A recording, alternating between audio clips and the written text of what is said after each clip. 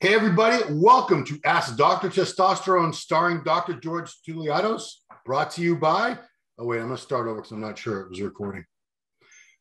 Hey, everybody. Welcome to Ask Dr. Testosterone, starring Dr. George Touliatos, and brought to you by his books, Bodybuilding, The Good, the Bad, and the Ugly.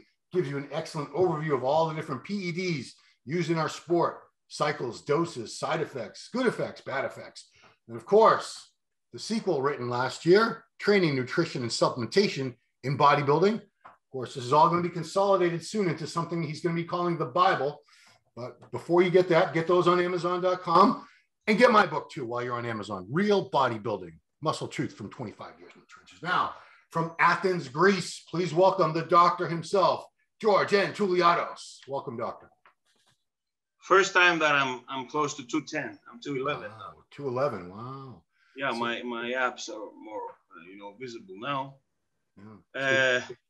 And actually, I spoke with Per on the phone, and he said the only reasonable thing is do it in Columbus. Oh, Columbus. Oh. So I'm gonna have some time, slowly. Oh man, down. Like you're talking about next March? Yes, but I'm gonna be ripped. God. I'm gonna be. My God, oh no. That's like, oh my God, that's like 6 months. I don't rush, It's easy for me that I'm surely gonna hit the 200. Yeah, like shit. You want me to go down 185, 190 because you want me to look like my early years. And I told him this is classic physique. Yeah. And he told me, I don't want you to look like a bodybuilder with large muscle bellies and sweeps and this roundness. Yeah. Anyway, I'll try to hit the 200. And he believes I can do it. 6 months, dang. Oh, dude. It's already 2 months now. I know. Now you're going to be grouchy for 6 more months. Wow. I don't rush. Yeah. What'd you start out at, about 230? No, it was 218. 218? Oh, so you're coming down very, very gradually. Yeah. But I hold muscle now, I retain muscles. Sure. So I don't starve. Sometimes I feel weak, but it's slow, but it's steady, Yeah. Well, I mean, you're going to be very lean for a very long time now. So that's a good thing. Yeah. You'll be, I think you'll be like ready for a photo shoot by Christmas, so you'll just have almost 3 more months of maintaining that. Yeah. You know what? I think it's better to stay lean at this stage in my life. I feel it's so much better to stay lean, just being lighter. I feel better, just physically better. You can't bulk up when you're in your late 40s, 50s. It's not good. It's just... No, it's an obsession, and it's nerve-wracking because you need to lift, to eat, to jack, and it's nerve-wracking, It's stressful. But, then I'm still trying to improve certain things like my arms. So I struggle with that. Like, should I let myself get a little bit heavier? But it's a small muscle group, you can still improve the roundness of your biceps and the size of your triceps, but you don't need to gain a lot of weight for that, to ruin your physique. Yeah. Well, I started having an arm day. Remember we talked about that in the last episode? Yeah, you should do that. Come on. I'm doing it. I mean, it can't hurt, right? What's it going to hurt? So, okay. Well, doctor, we got some great questions from our viewers. Let's get right into it. Question number 1. I have a question about running Finasteride with Deca and Test. Everyone says Finasteride with Deca ruins your hairline, but most run Deca along with Test. So in absence of Finasteride, won't the DHT from Test cause hair loss? I'm confused about this topic. Please help. So I told you before that Deca is running to the hair because it metabolized to the hydroxyandrolol and not to DHT. And we can block the reduction of testosterone DHT by the 5-reductase inhibitors. And actually, this is better for the hair if you use testosterone and finasteride and dutasteride rather than dutasteride and finasteride by themselves, because testosterone has a side effect apart from male pattern baldness or androgenic alopecia to thicken the hair in the chest, in the back. So we can have the side effect in case we block the reduction. So the final result will be better with testosterone dose and the androgens rather than using the anti-androgens alone. So okay. Is it okay to run Finasteride with Deca and Test or no? Yes, but I prefer superior to that to apply local dutasteride with foam on the scalp, minoxidil and ketoconazole shampoo, and oral finasteride. Yeah. Okay. And don't worry about the side effects of the libido because you can still increase the dose of testosterone. Oh, okay. I mean, that's why I looked into finasteride for about 5 minutes. And once I saw the sexual side effects, I'm like, nah, I don't want to mess with that. Yeah. But like you said, make sure when you use finasteride or dutasteride, you don't use any other drug apart from testosterone. If you use Primo, Winstrol, Anavar, Masteron, Proviron, you're screwed because they're not blocked by those drugs. Dang. Gotta be careful, man. Jeez. Yeah, look at this. Oof. All right. Well, it's our weekly question from Gus Poulos. Gus says, hello, doctor. I'd like to reach a personal best 1 rep max that I've been working on for my bench press a long time now. What steroids, in your opinion, give the most strength, accompanied by testosterone, that can help me reach the goal? Ron, I'm curious about your opinion. I have no opinion because I never trained for strength. So what are the most popular? What's a popular strength training type of strong stuff? androgens like halotestin and trembolone, and perhaps you can apply some dianabol for the joints also. Yeah. And dianabol also favors the glycogen retention. That's all. Now, if you have methylphenidaone also, you can use this. That's meant. Powerlifters use testosterone with halotestin and creatine monohydrate. Okay. Yeah. Loading. I mean, pretty much any androgen that makes you retain water. We don't want necessarily muscle growth for strongmen. It doesn't mean that a huge muscle, is necessarily stronger.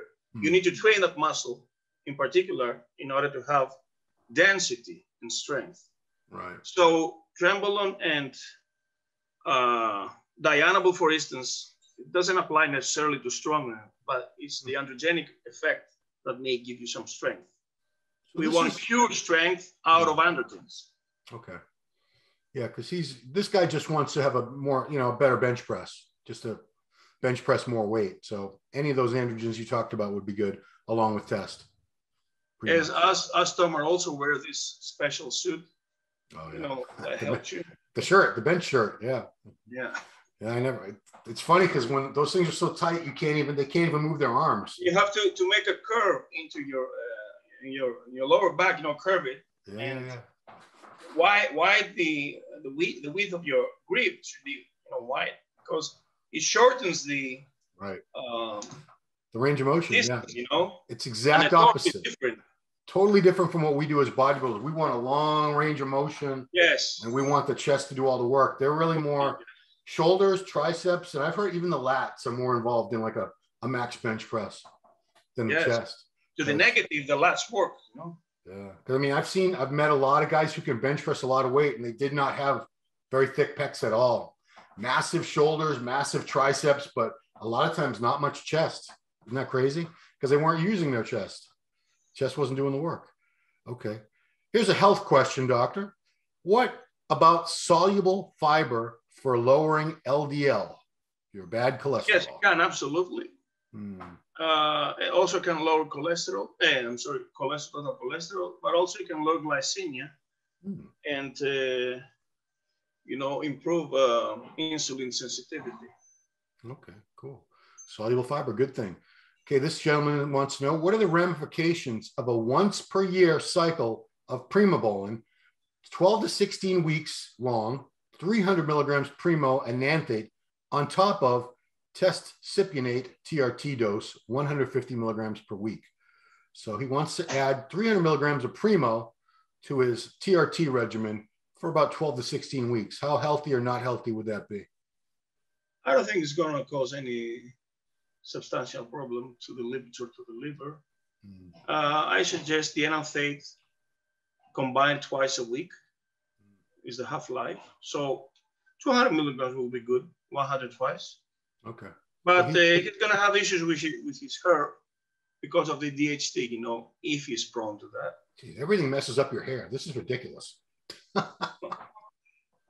Oh, 4. If it was testosterone purely, he could use Fina and Duta. Okay, let's say also with Deca, but I told you that the DHT derivatives are not blocked. Yeah. Why did I never hear about Finasteride? And what did you say? Because dutasteride is so strong, so potent that it can literally castrate you. Oh if God. you don't know how to use it. Jesus. And if you abuse it without testosterone, and actually Duta blocks scalp and prostate. Fina blocks only prostate. Huh. Wow. So Duta is the real deal here. But Testosterone. it can kill your dick. I never even heard of it until today. I didn't know this was a thing. It kills almost 85% DHT, you know. Well, and it destroys your sexual performance. Well, if you don't use testosterone, but if you use testosterone, you resolve this issue. Wow. Okay. Man, you got to be careful with all this stuff, guys. That's why it's a good thing we have someone explain all these interactions, or else, good Lord. Okay, another cholesterol question. Hi, doctor. My cholesterol is 6.2 mmO1/L, whatever that means. How can I bring it down to 5, as 5 is what the blood range says is the max to have? I'm 52 years old, been training, competing on and off for 7 years. Yeah, you can use either statins or you can use those agents that are supplements and can lower the cholesterol, you know, and the LDL. So rice yeast, polycosanol, phytosterols, niacin, krill oil, and bergamot, along with some fiber, you know, and EFAs. Okay. I think you say this almost every week because people want to know about cholesterol. Yeah, because clearly that's the silent killer, right? That builds up the plaque. It's the blood pressure, actually, but along with cholesterol, you know, it's the combination. 2 silent killers. Yeah. Yeah, I mean, the heart. Take care of your heart, guys. Really. That's the thing that seems to go the most often. This is a really good question, milk, because a lot of people, when they're on orals, they will also take milk thistle because they're trying to reduce, you know, the damage to their liver while they're taking orals. So, Dr. T, does taking milk thistle while taking orals cut down the effectiveness of the orals? I don't think so. The same applies for glutathione. So it doesn't mean that a healthier liver will lead to less potency of the drugs, and you know, so you better have a healthier liver in order to metabolize and work as an organ better, you know. So I don't think this should be the deal here. So if we do the reverse psychology, when liver is under damage, for instance, and cannot detoxify, this is when you get most of the drug. So no, I don't think so. Just make sure that you have 2 digital liver enzymes in order to be able to proceed in your cycles. Okay, cool. It sounds like another great Greek name, Lefteris. Have you even heard that name before, Lefteris? Yeah, he's a medical student, yes. Okay, I mean, I've never heard that name before. Lefteris Chatsoudakis. Dr. T, what's your opinion about TRT with subcutaneous injections? This would be as opposed to intramuscular. What kind of testosterone would you prefer for sub-Q injections, and what frequency would you pin for TRT with sub-Q injections? And then there's a second part to the question, but let's get to that. So I've tried the subcutaneous with enanthate also. It doesn't have any substantial difference. The only benefit is that you don't create scar tissue. But you can also avoid the scar tissue if you do shallow intramuscular into your delts. And one disadvantage of the subcutaneous is that you cannot inject a large amount of oil, let's say more than 0.2 ml, because you create lumps. And if you're super lean, those lumps are visible, like when you're pre-contest and you inject G8s and you have lumps of water. Yeah. Okay. And you can also visualize, you can also observe those lumps on stage competitors that have injected insulin. And you have some nasty bubbles into your rectus abdominis that I guess it was insulin injection, you know? Yeah, I've seen that from GH2 where guys have a lot of little dots on their, on their abs. Exactly, yeah. exactly. It's the easiest place to inject. So moreover, the oil-based testosterone will create a great problem to that, you know? So, but here's what I'm confused about. So these oils are meant to be injected intramuscularly. They're not supposed to go directly into your bloodstream, because then you could have an embolism, right? Yes, so, the oil-based. So when you're doing sub-Q, isn't that going into your bloodstream? No, because the fat has a lesser amount of blood vessels. Now, the only way we're doing this is because we don't want to penetrate the muscle and create bleeding or scar tissue. But this occurs under deep intramuscular into your butt. Right. You can do this with an insulin syringe over here. I was doing this for 4 years, okay? Okay. So there's no scar tissue when you inject insulin here. But if you have a large belly over here in the stomach, you know, you don't the fat tissue, I don't think that hurts the same because it has less nerve impulse, right. You know, the nerve small endings, nerves, the peripheral nerves that gives the sensation, Yeah, that's why, you know, that's the least painful. That's why most people do the glutes, the upper outer quadrant of the glutes. It's almost this compartment actually is vessel and nerve free. That's why we inject there, because there's no fear injecting, you know, the sciatic. But the frequency depends on the ester. So if you do propionate, you can inject every other day or even every day. But after a while, as you said also in one show, very correctly, and I'm using this every time, after a while, the ester is going to be in the bloodstream. Either it's propionate, or either it's enanthate or cypionate. Yeah. You know, so you hit steady levels after a while. So no problem if you shoot every day or every other day or 2 times a week. Yeah. The only thing with, you know, obviously it would have to be small amounts because the insulin syringe is only 1 ml. Yes. So, and it's, I don't know how people how would you get just getting like, getting the oil in there and out of there, that's such a narrow, that the insulin, the needle is so tiny. You take off the insulin needle, and you put on the large gauge. Oh, okay. You suck it with a large gauge, you know, and then you put back the insulin needle. Okay, a lot of tricks. Second part to Lefteris' question is it a myth that sub-Q TRT could be done with smaller doses? Except of Dr. John Chrysler, RIP protocol, with 1 sub-Q cypionate per week plus HCG during weekend. Is there any other protocol? If you do once a week, you're going to need at least 0.5 ml, which is a large amount, in order to fit into your subcutaneous. You know, you're going to create a lump. Yeah, yeah. I don't understand why. Why do people want to do sub-Q? I don't understand. I told you to avoid the scar tissue. Yeah, but you don't have to do scar tissue if you do into shallow intramuscular into the delts, you know? Yeah, but I mean, if you're going in the glutes, especially if it's a, you know, a 1/2 inch or more, the scar tissue is deep in there. It's not going to be seen from the outside. You'll just, you know, you can feel it. Like I have hard lumps in my glutes from all the years, but I don't care. Okay, now this is a final question that came in through my Instagram. And I tell people, leave your questions here. Don't be messaging me on Instagram, guys. Come on. Don't be lazy. Put it right here in the video in the comments section. So he wants to know, is a prolactin level of 20 UG over L, cause for concern while on tests only? I'm afraid if I start Deca, it might push it further. It's slightly elevated. Some ranges it's over 20, some other over 15. But prolactin can elevate out of different regions. Check out your thyroid, check out your stress. Yeah. Improve your sleep, stop smoking pot. And you can lower it. Yeah. Damn it. Okay. And you can lower it by taking 1 or 2 milligrams of cabergoline. Yeah. And then it's not necessarily that Deca will elevate prolactin. You know, I tried myself without cabergoline. It was down to 5 single-digit on my prolactin. Okay. So it's multifactorial. Not just Deca will elevate or tren will necessarily elevate prolactin, or even if estrogens are also elevated. There are other reasons also. How's your thyroid? How's your stress? How's your sleep? And if you also are doing marijuana. Definitely prolactin. Opiates also.